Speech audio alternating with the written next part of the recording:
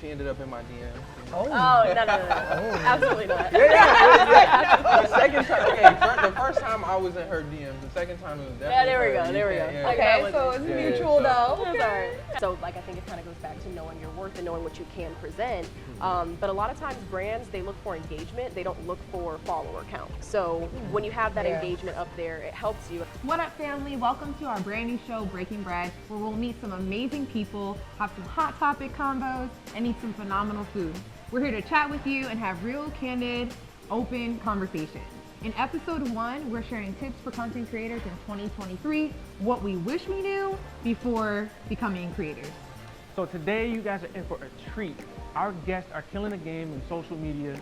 Chauncey and Morgan are the ultimate experts in dating and traveling, showcasing the most unique bucket list worthy spots in the DMV and around the globe.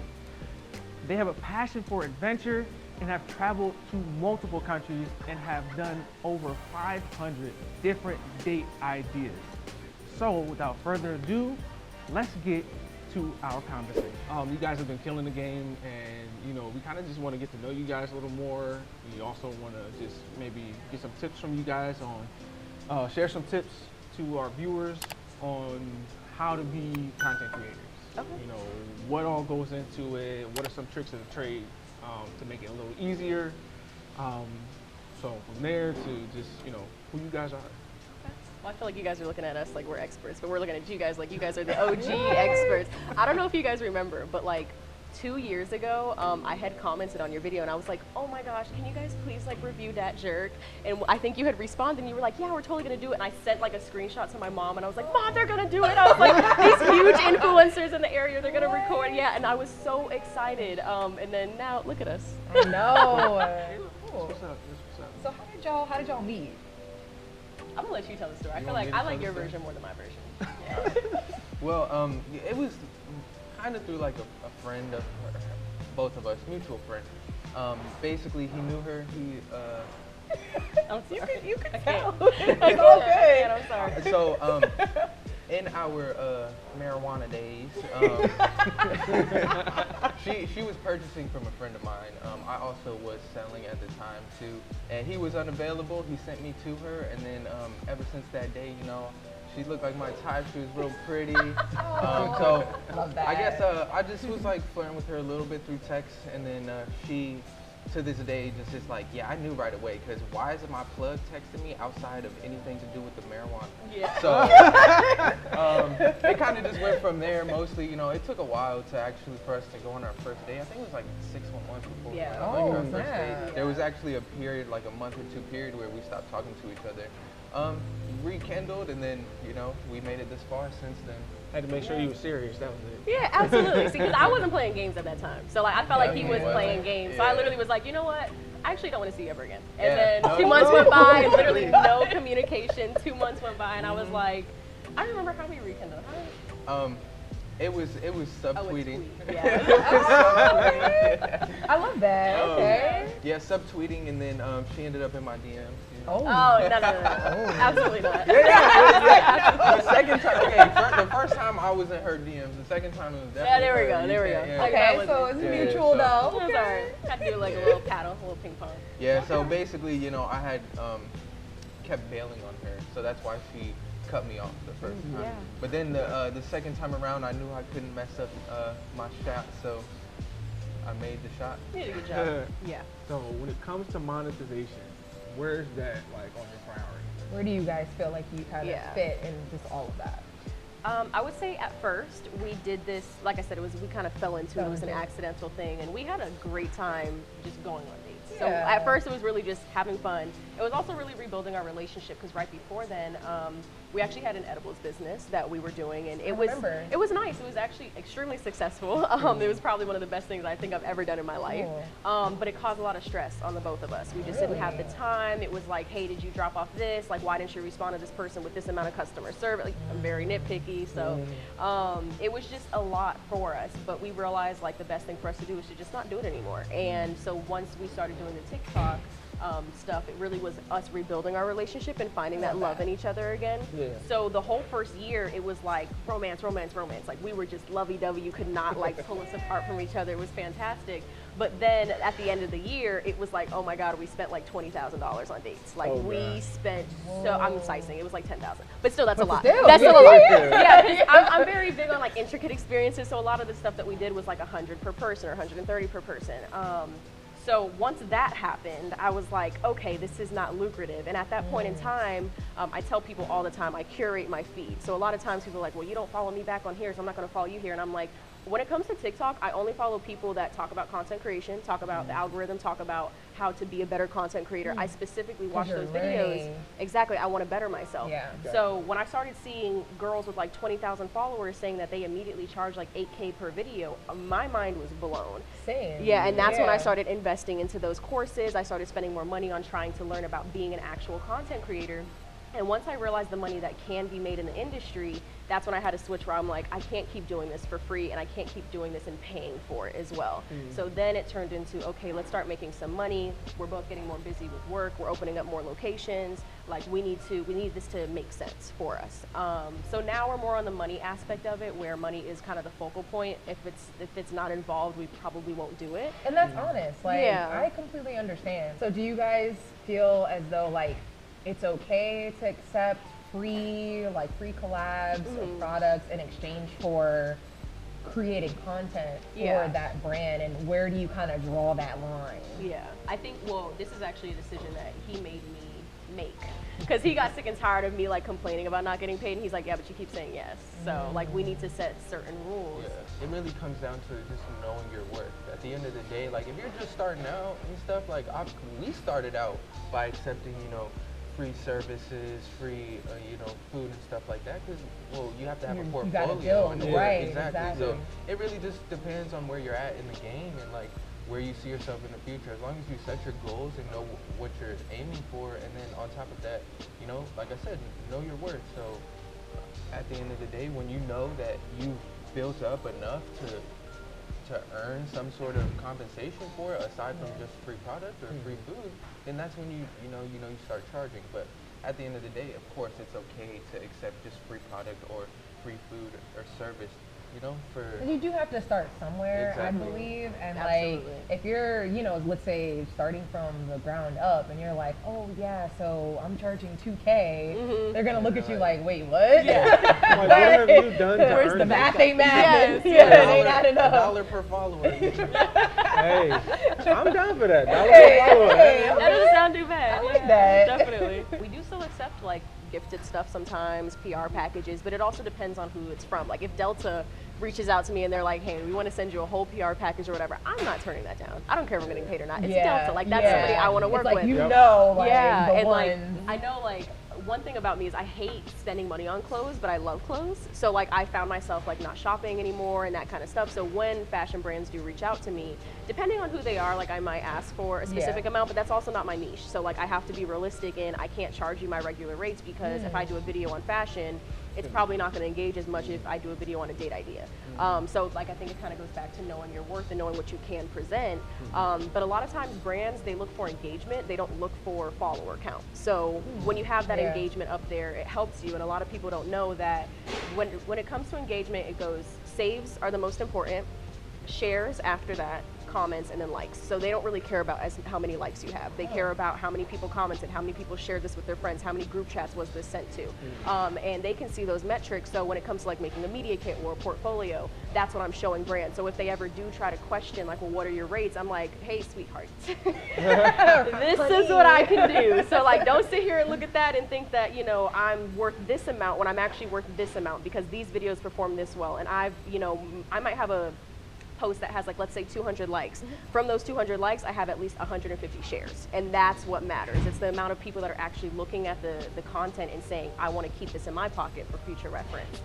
So a lot of people don't know that. And those are stuff that you can charge more for, because you're like, hey, I have this amount of people that actually go to the places I talk about, the amount of people that buy the products that I talk about. But again, going back to knowing the content that you create, if somebody comes to me for like a car dealership thing, I don't create that type of content naturally. My audience probably won't resonate with it. So I'm gonna be honest with you and like maybe cut my rate 50% off, just because I'm trying to be respectful of the fact that this video is probably not gonna perform that well. So you tailor your rate based Yes. upon like Yeah. the brand, the collab. subject. Absolutely. Right, I never have a set exactly. rate. Every single person gets a Interesting. different rate based on what they're asking for too, because they can ask for ad rights, usage rights, Yeah. exclusivity, etc. And if you're asking me for exclusivity, but it's a company that I probably would never work with ever, you know, I'm only going to charge but so much for that exclusivity. Versus if you're saying, hey, I can't work with, you know, let's say Dave and Buster's, and you're another arcade, it's like, well, I don't know, Dave and Buster's might reach out to me in the next 3 months. So I've noticed that too. Like there was a point in time where I was trying to figure out just like Instagram some years ago,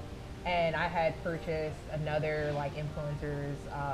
It was, I think it was just like her package or kit or Yeah. something like that, just to help with like, you know, the engagement. And I read that and I was just like, what did I just pay for? Like I feel like I got nothing. Yeah. Like there was no substance. There Yeah. was nothing to it. The guide wasn't a guide. Yeah. You know. So like I guess what would you say, or what could be a great starting point for someone, right, that's looking to get into content creation? I know you mentioned the courses. yeah. Is there anything else that you would say right off the bat that they should look into or start?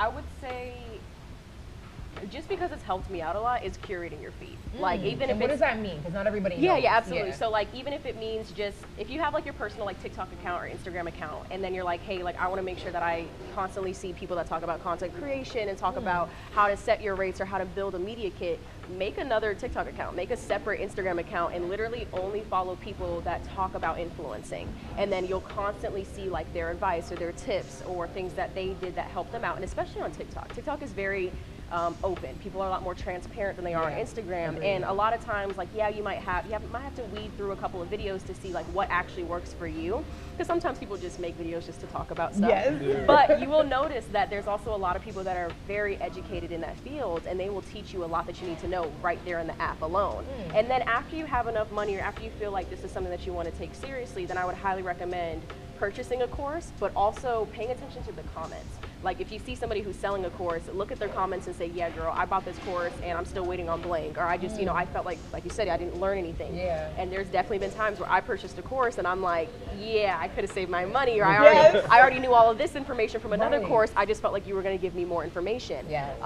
But I know for me personally, I started buying courses in certain fields. So I found a lawyer on TikTok who specifically is a lawyer for content creators, and I bought their course because I'm like, I need to know how to read my own contracts. I'm a very big person. I'm like, I'm gonna just learn everything myself because I don't want to pay somebody to do it, and then usually they do like a half-assed job anyways. Yeah. So I was like, I'm just gonna read my own contracts. I learned how to do that. I took another negotiation course that was specific on how to negotiate. Purchased that. Another one that was specific on how to build your media kit, how to set your rates, and even it had like a rate calculator.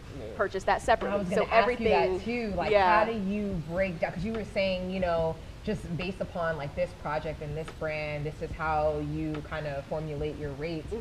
Like, I feel like you've cracked the code. Yeah. So like, you know, is there just, again, for just like creators, not just in general, but like new creators just kind of coming in, wanting to get into this, like when it is time, let's say, and they feel like, okay, like I've built up a following, like I can start charging. How do they figure that out? Like the calculation based off of, like you said, the engagement. Is there a certain percentage that they should just know or look out for? Because I feel like the brands, they're not going to tell they're you. Definitely. They're not gonna tell you. No, and that's also a huge thing, because I notice on social media, a lot of people will say, like, put your rates in your media kit, and I'm like, absolutely not. Do not and do I that. learned that that's actually like not like a no-no. But then they won't hit you up at all. They either that, or you'll have on there that you know, might charge $3,000 for this one video. They had $13,000 in their budget, but because you said $3,000, they're like, let's just go ahead and settle for $3,000. Yeah. So you also don't want to do that too for negotiation purposes. But I would say research the brand. Like a lot of things that I will do is how much money did this brand make in this year? Because I also want to be realistic with what your budget is, or how much money does this brand typically put for their advertising or their marketing? Because every big company, or companies in general, they're supposed to set aside a certain budget at the beginning of the year, specific for marketing and influencing. And marketing and influencing are pretty much the same thing. But then also look at your videos. Like if this is a luxury picnic company, I've done a couple luxury picnic videos, all of them have gone viral. So specifically for that reason, I would charge that company a higher rate than I might charge an arcade, because I know that my most recent arcade videos haven't gone so viral.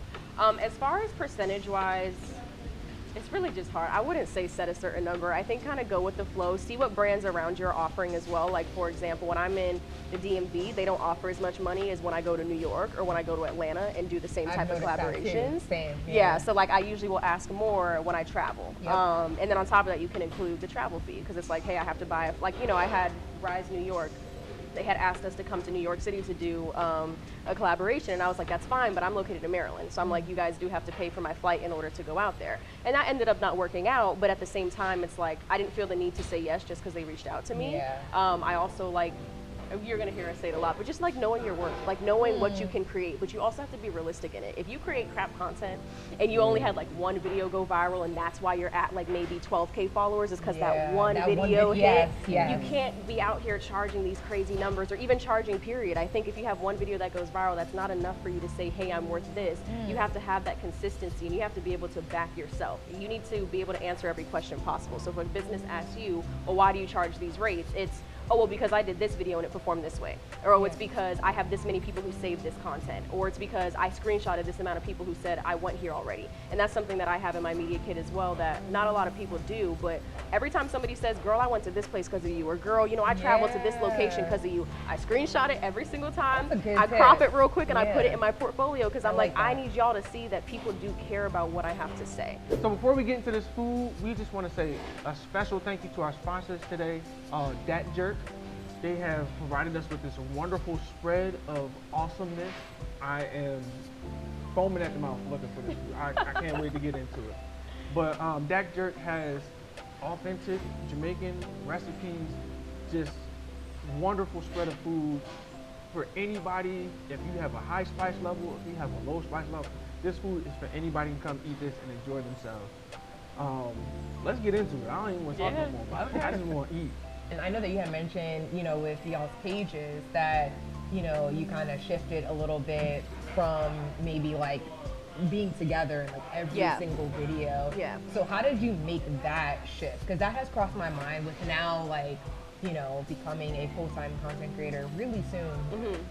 I think I'm just trying to figure out would it make sense to basically take over our page to where maybe like instead of like our picture, for example, it might just be me, but he's still like on it. Definitely. So like any like advice for that and making that shift?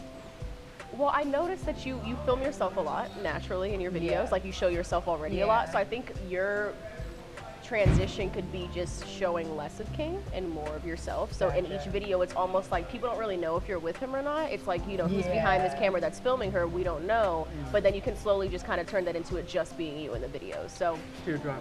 Yeah. No. But see, that's the thing. It's they're kind writing of me off the show. like he has a job just like Chauncey, and it's like hard to be like, okay, I want to accept this deal, this brand deal or whatever. They want us to be here, or it's in DC. And maybe I just need to get out of my comfort zone and like go. It can be like a challenge with, or maybe not for certain couples that, you know, create content together. So like, how did you guys get started with creating content? She loves to tell this. Yeah, okay. So it was pretty much an accident. Like he wasn't even involved in any type of way. You know, with my family restaurant at Dat Jerk, the Waldorf location, we were partnering with Scary Strokes. They had like some type of arcade promotion where they were like partnering with local restaurants to kind of just promote it. So I had to bring all of my coworkers over there. We did that, I filmed them, and that was more so for the content for the promotion, but I had like been on TikTok, like really just, I was one of those scrolling people. I had no intentions of being social media famous or anything like that. So I posted the video on TikTok and just like called it a date idea instead. Even though it was my coworkers, I just called it a date idea, and that video like blew up. And there were so many people like, oh my gosh, like show us the next place. So I was like, let me just double dabble in here a little bit. So I hit up my friends, another couple that we used to hang out with, and we went to Fourth Dimension the next week. And then I posted that video, and that video did like even higher numbers. It went way more viral than the first one. Yeah, it ended up on Facebook. Yeah, it was posted everywhere. By some random. Y'all became an ad. Yeah, my cousin. My cousins were on there like, that's my cousin. I'm like, yeah, girl, we don't even talk, but anyways. So at that point I was like, oh my gosh, like maybe this is something that we're good at. And naturally, like when I first moved here, you know, I'm from California, came over here, there was so much to do that I think other people didn't see it from that viewpoint because they're from here. So I'm like, when I first moved here, I had the whole list of all these like places to go already. So then I was like, let me just go down this list and start reviewing some of them. And I kind of like fell into content creation, and that just became a positive thing to do. And now we're here, so. Nice. Yeah. And then he kind of like got dragged into it. That was pretty much it. Because I kept calling it date ideas. So I was like, yeah, you're just going to come with me. I feel like I did the same because, you know, with being on Instagram, I would say first for me, and like being more so like fashion blogger and everything, he wasn't really kind of in the picture. Even though we were dating and everything at the time, it was just kind of like personal page me. And then like we started just kind of, I think it was like maybe one video that we did or something like that. I think we did like a fashion haul together. Yeah, really? And then that did pretty well. And so everybody was just like, who's that? And like, oh, okay. The revealed. Yeah. Like, this is who's behind all the smiles. And I think from there, based off of the feedback, it was like, okay, like I could see us, you know, doing more content like this. Just to talk about like, you know, the comments. How often does it affect you? Yeah, how do you handle handle negative comments? Yeah.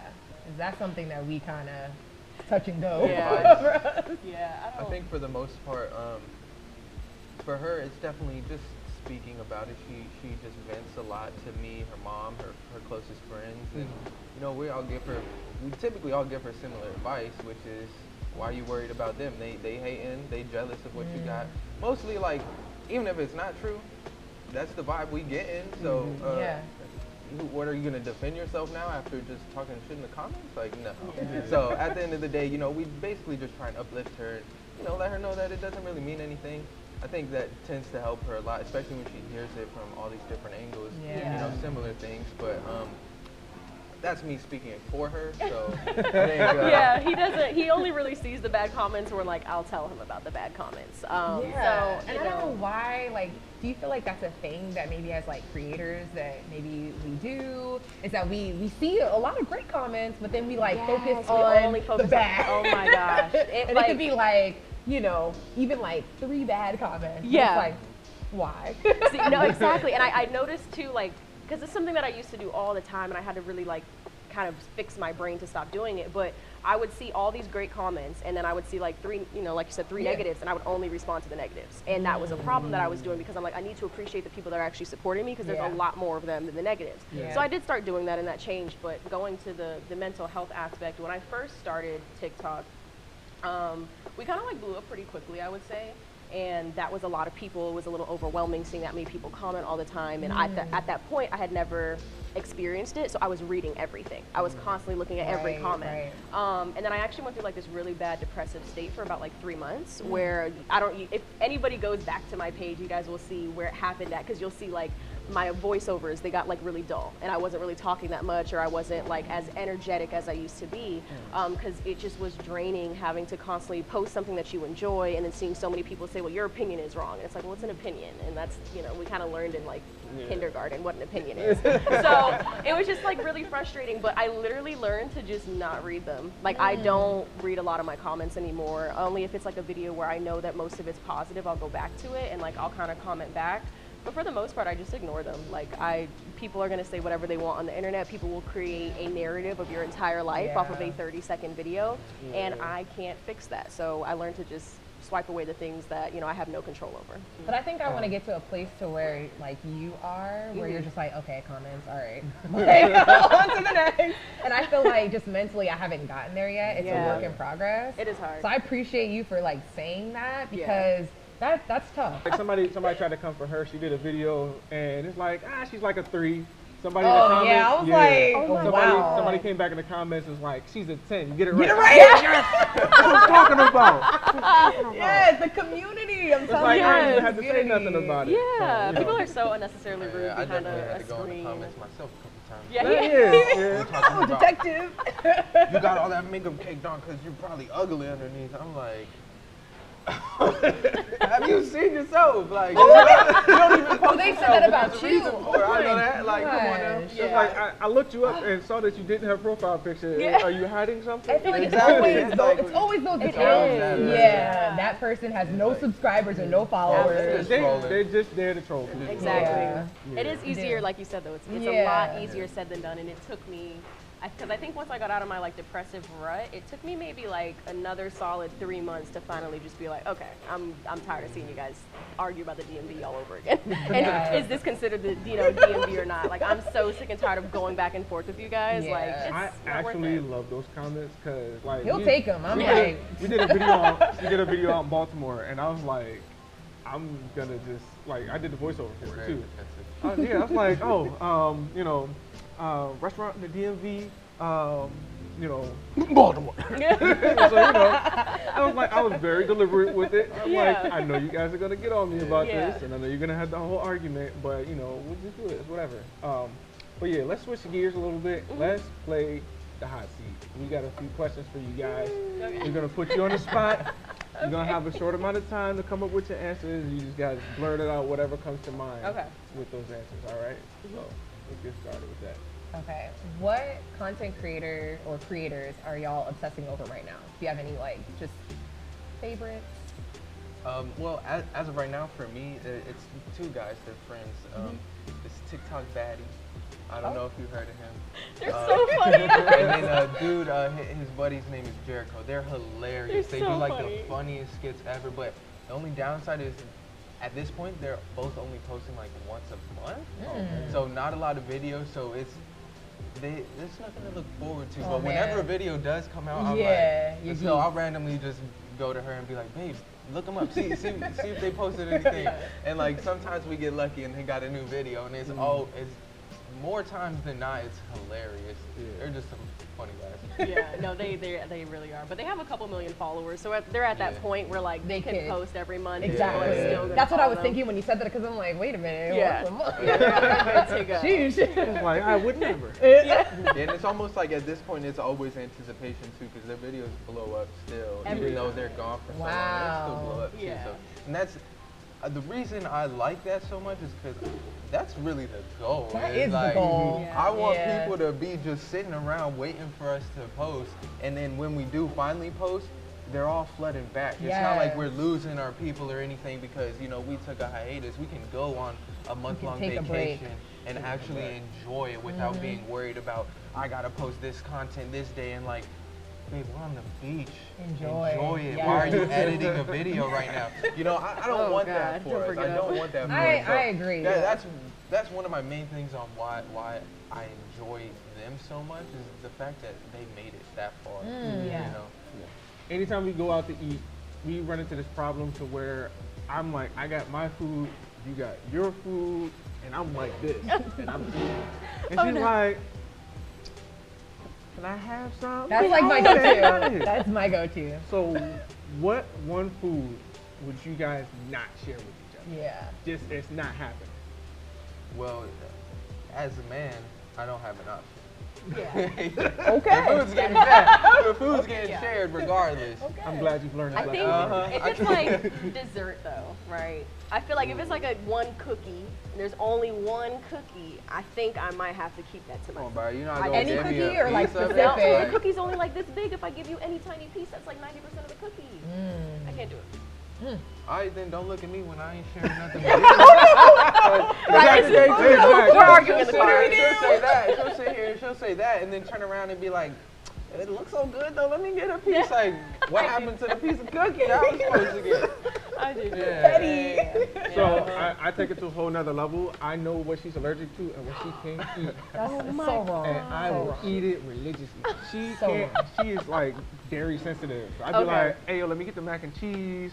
Let me get this chicken sandwich with some Yeah. cheese on it." Or She don't- chocolate. She's But so there are allergic to times, I ain't chocolate. gonna lie, I have broken that. She'll be and like, then "I'ma I take end the up risk." breaking out. She's like, "I'm gonna take the risk. It's too good." Yeah, I I've can't taken help the it." risk a couple It of has times. it been worth it though?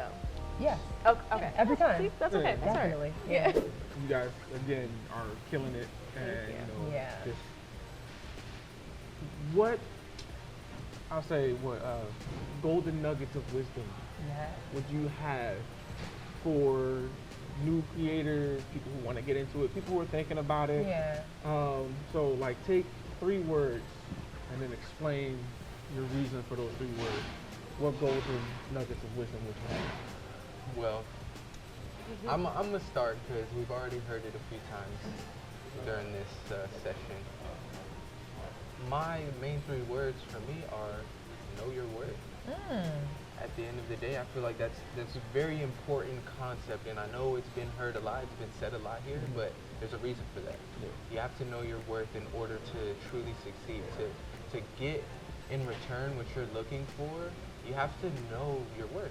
Yeah. At the end of the day, if you don't know what you're offering, then you're never gonna get what you deserve. So at the end of the day, if you don't want to be disappointed in the return you're getting, you have to know your worth so that way you do achieve what you deserve at the end of the day. I would say for me, don't copy others. I think that's my 3. And it's not, it's not in a way of like don't copy other people's work, but it's almost like find yourself, find what you like to do, because on top of that, if you're looking at content creation as a job, it will never be fun for you, and you probably won't make it that far because you're not passionate about it. But you want to always curate content that you enjoy making, because if you don't enjoy making it, it just becomes a job. It becomes an expensive hobby, as they say. So yeah, I would definitely say, like, don't copy other people and what they're doing. Figure out what works for you and figure out what works for your audience, because just because this person has the blueprint here, that doesn't mean it's the blueprint for you. That was for, their house renovation. Your house is all the way, you got different types of weather over there. You got different types of things hitting you in life, and you need to work around that instead. So that would be mine. I would say for mine, it would be stop overthinking it. I like that. Yeah, because, in this type of just industry, social media, period, you almost want it to be perfect.